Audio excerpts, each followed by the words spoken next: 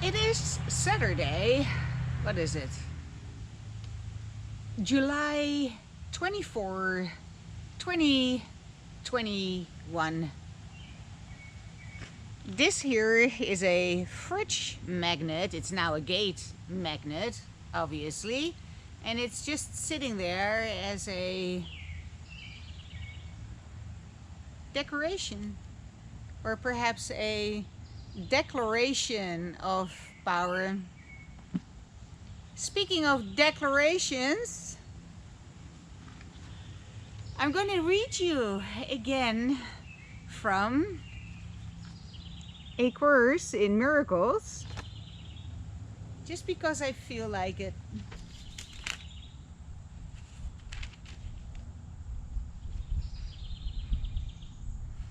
Okay, I was going to read a chapter called Choose Once Again, and I may still get there, who knows. But in all honesty, this is calling me. There's also a bookmark. I have no idea when I put it in there, but this is page 548 out of a chapter called The Transition. Maybe that's why it's significant. I have no idea. I'm just a messenger. Forgiveness is this world's equivalent of heaven's justice. It translates the world of sin into a simple world where justice can be reflected from beyond the gate, behind which total lack of limits lies. I like that. Nothing in boundless love could need forgiveness. Oh, okay. I had to read this sentence several times before I could make sense out of it.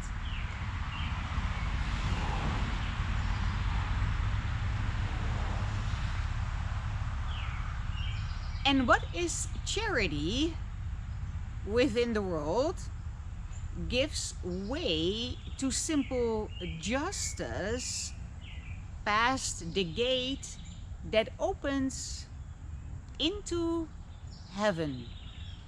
Okay, I get it now. And what is charity within the world? We like to think about forgiveness as charity. I forgive you out of the goodness of my heart because you goddamn lowlife are so beneath me, and therefore I can bestow forgiveness upon you.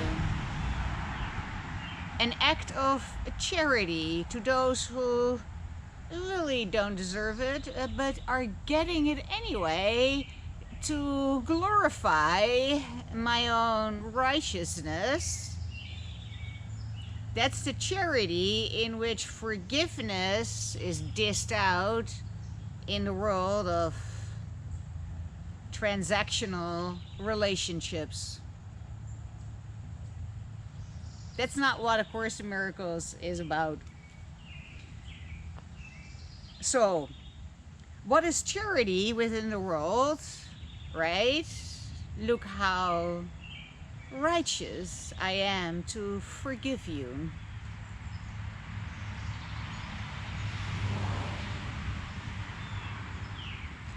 Gives way to simple justice past the gate that opens into heaven. Every sentence in scripture is important. The Jews can fuck over commas and sentences, and what does it mean when it's the outstretched hand, and you know that must mean that it's 5 times something more because it is now outstretched, and therefore old habits are very hard to kick. So I'm going to dissect this entire sentence and make it into a 20-minute discourse. Just because I can. And it's Saturday, so it's appropriate. Nothing in boundless love could need forgiveness. Let's start there. And what is charity within the world gives way to simple justice past the gate. Past the gate that opens into heaven. Past the gate. So while I am standing here in front of the gate, my forgiveness will be charity, will be a display of my righteousness, holier than thou.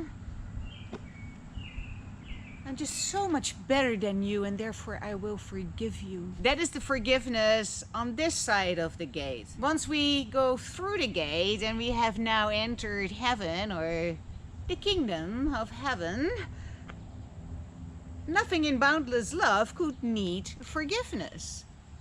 Inside of heaven, once you go through the gate of heaven, right, past the gate that opens into heaven, once you're past the gate, you now find yourself in boundless love. And in boundless love, there's nothing to forgive. There's nothing to forgive. The forgiveness only happens on this side of the gate, where we need to point fingers and blame and make wrong and feel better than others. That's all on this side of the gate. Let's use the metaphor of a computer game, and let's use a very specific computer game that you are familiar with. And if you're not familiar with it, then I'm gonna have to spank your ass. Wreck-It Ralph. It's not an actual game, or maybe it is, I have no idea. Wreck-It Ralph.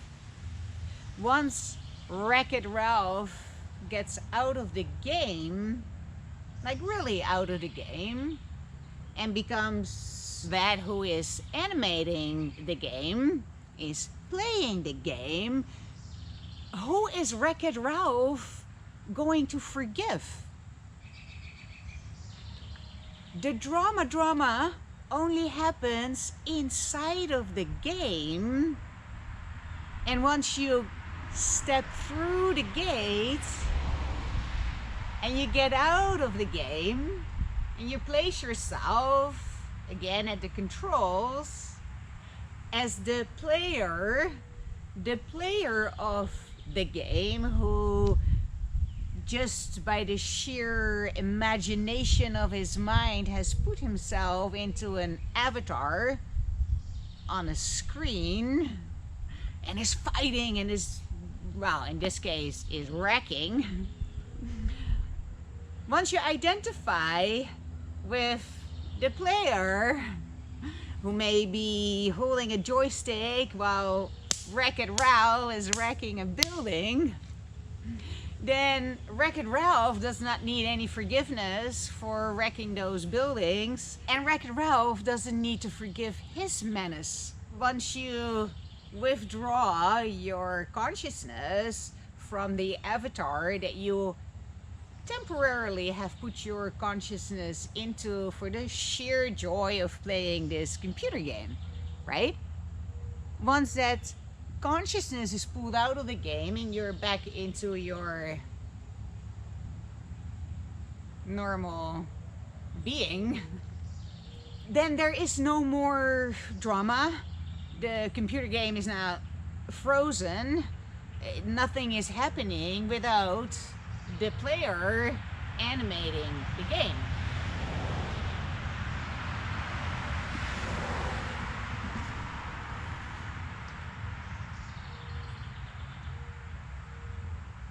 The chapter that I wanted to read is the very last chapter, Choose Once Again, or it's a paragraph, whatever. Very last, page 666. Choose Once Again. I know that chapter by heart because that's where I go when I need some guidance, inspiration, and a reminder. It first goes into body identification and explaining you are not the body. In other words, you are not the avatar on your computer screen. You are not Wreck-It Ralph. You are the guy holding the stick, playing Wreck-It Ralph, but only to the extent to which you are engaging in the game. The moment you withdraw your energy from the game, you're no longer self-identified with Wreck-It Ralph.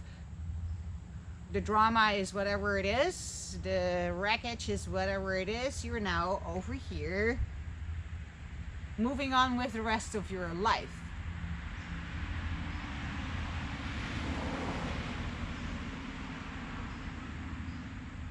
Whatever issue, whatever problem, whatever unsurmountable obstacle you think you're facing,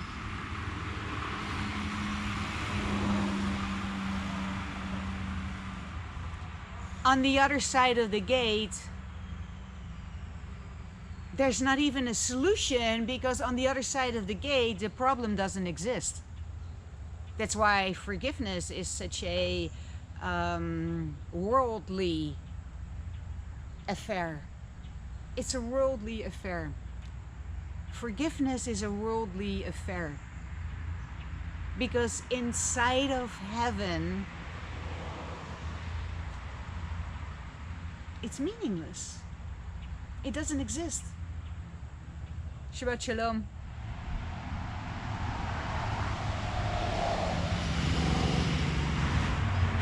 It's quite liberating to no longer self-identify with the body, because then you don't identify with your appearance or lack thereof. You don't identify anymore with your gray hair and your wrinkles and whatever flobbiness is going on here or there.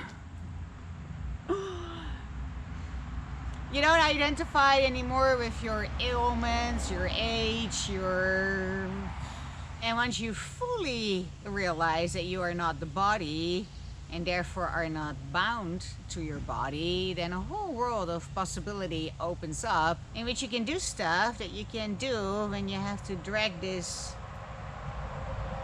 hunk of flesh around. Because once you need to transport your body from here to there, you need a vehicle, you need all kinds of shit. Whereas once you realize that your mind can take you there in a split second, it saves a lot of expenses, gas, time. It's brilliant. And then you're also not bound by the limitations that your body may be dictating. Once you step out of the game, you get to dictate what that body looks like and does or doesn't do. You have to step out of the game to rewrite the program. I am going back through the gates of heaven to where love resides, boundless, and forgiveness is a non-event.